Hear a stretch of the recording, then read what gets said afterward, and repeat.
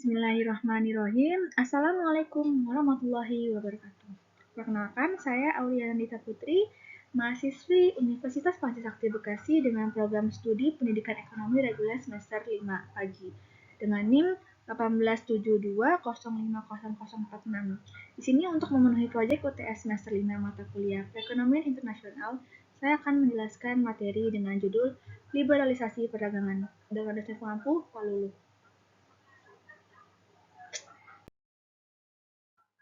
Baik, langsung saja masuk ke pembahasan. Yang pertama, kita harus mengetahui dulu konsep dasar dari materi ini.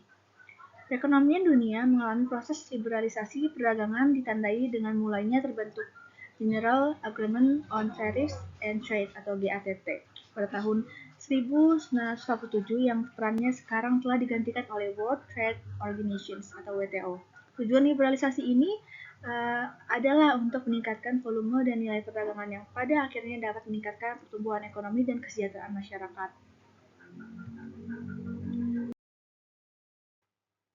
Baik, di sini akan kita bahas terdiri dari 4 subpoin. Yang pertama ada pengertian liberalisasi perdagangan, yang kedua motif perdagangan dan tekanan liberalisasi, dan yang ketiga sisi positif dan negatif liberalisasi, serta yang terakhir penyebab Indonesia waspada liberalisasi perdagangan.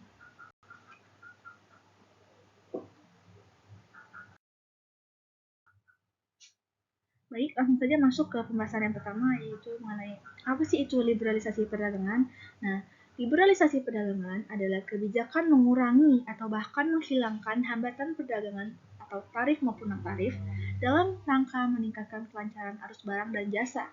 Nah, dasar liberalisasi ini adalah kerangka paradigma neoklasik yang dianjurkan untuk melawan restriksi perdagangan.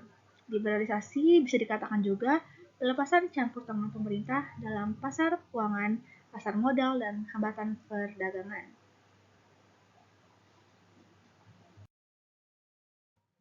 Lalu di sini ada motif perdagangan dan tekanan liberalisasi.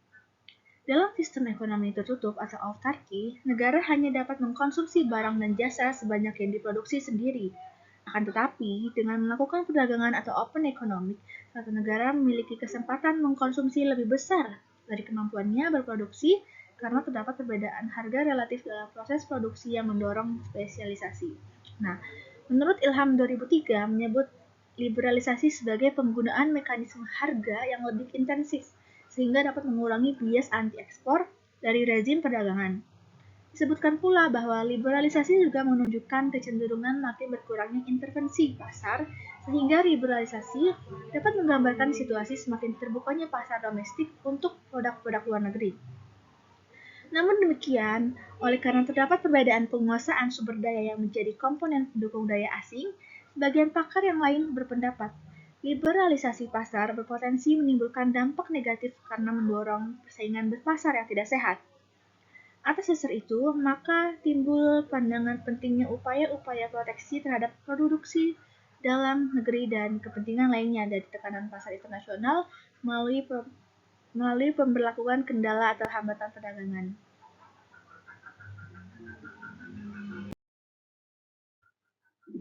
Lalu di next slide ini ada motif dari secara internal dan tekanan eksternal liberalisasi. Nah, secara internal, Indonesia mulai mereformasi kebijakan di bidang perdagangan sejak pertengahan dekade 1980-an ketika terjadi penurunan harga minyak mentah di pasar dunia yang merupakan andalan ekspor nasional. Namun dalam hal ini, pemerintah melakukan serangkaian deregulasi ekonomi untuk mendorong ekspor yang menghasilkan devisa. Nah, sedangkan tekanan eksternal liberalisasi selain karena dorongnya upaya regionalisasi terjadi pada akhir 1980-an hingga pertengahan 1990-an seperti dengan pembentukan ACTA dan APEC, juga karena keterikatan komitmen terhadap kesepakatan putaran Uruguay sebagai bagian dari rangkaian putaran GATT atau General Agreement on Tax and Tariff yang kemudian diubah menjadi organisasi formal bernama WTO, World Trade Organization.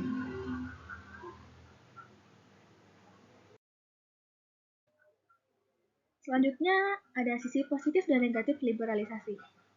Indonesia merupakan salah satu negara yang mendukung liberalisasi perdagangan, bahkan sejak era Orde Baru.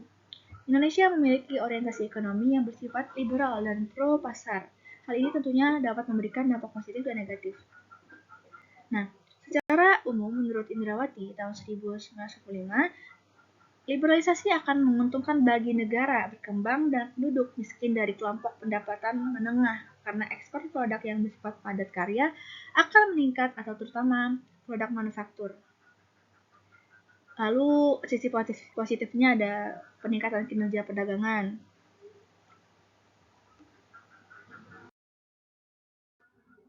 Nah, tapi harus diingat bahwa liberalisasi perdagangan tidak semulus itu sebab pertama, sebagian besar negara mengalami kerusakan ekonomi secara sistematis. Yang kedua, menimbulkan kesenjangan sosial jika tidak diatur. Contohnya, pasar tradisional mengalami penurunan hingga minus 8% setiap tahunnya. Pertumbuhan pasar modern dari 2007 sampai 2011 justru mengalami kenaikan hingga 8.000 jumlahnya. Untuk itu, perlu ada kebijakan fiskal yang bisa mengatasi liberalisasi di Indonesia, salah satunya dengan pajak progresif. Namun, ketaatan pajak harus diperbaiki terlebih dahulu.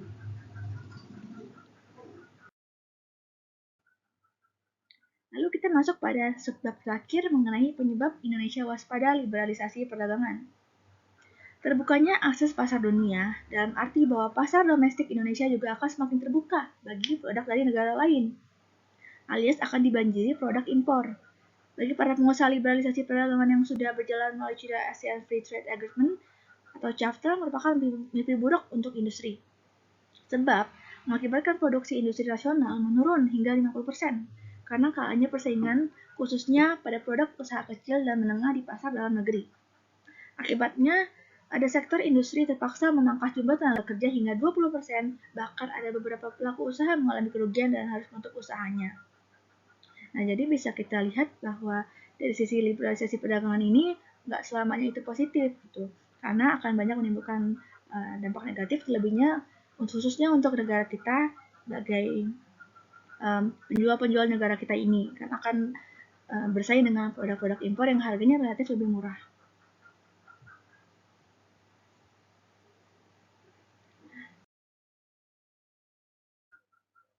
Baik, mungkin itu saja yang bisa saya sampaikan. Semoga bermanfaat. Kurang lebihnya mohon maaf. Wassalamualaikum warahmatullahi wabarakatuh. Sampai jumpa.